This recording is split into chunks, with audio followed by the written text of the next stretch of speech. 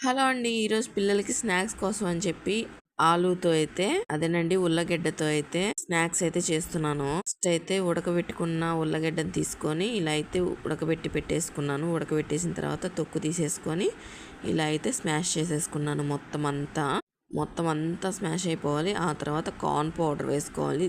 దానికి తగినంతగా మనకు ముద్ద వచ్చేటట్లుగా కార్న్ పౌడర్ వేసుకొని కలుపుకోవాలి. దాంట్లో కొంచెం చిల్లీ ఫ్లేక్స్, ఒక స్పూను మిరియాల పొడి, హాఫ్ టీ స్పూను ఉప్పు, ఇవన్నీ వేసేసి కలిపేసుకోవాలి. మనం ఎన్ని ఉల్లగడ్డ తీసుకుంటాం దానికి తగ్గట్టుగా కార్న్ పౌడరు వేసుకొని కలుపుకోవచ్చు. పిల్లలకి ఈవినింగ్ స్నాక్స్కి అయితే చాలా బాగా నచ్చినాయి, తిన్నారు కూడా ఇష్టంగా. మొత్తం ఇదంతా ఇలా కలిపేసిన తర్వాత చాలా అంటే చాలా బాగా కలిపేసుకోవాలి. కలిపేసిన తర్వాత లాస్ట్లో కొంచెం ఆయిల్ వేసేసుకొని ముద్దలాగా చేసి పక్కన పెట్టేసుకోవాలి. చేతికి అతుక్కోదనమాట. ఇలా చేసి పక్కన పెట్టేసుకోవాలి. ఇంకంతే, మనకి ఏ షేప్లో కావాలంటే ఆ షేప్లో బాండట్లో వేసేసుకోవడమే ఆయిల్ వేడెక్కాక.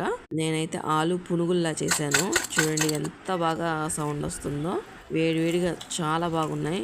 ఒకసారి ట్రై చేయండి. నేనైతే ఈ వీడియో యూట్యూబ్లో చూసి చేస్తున్నాను.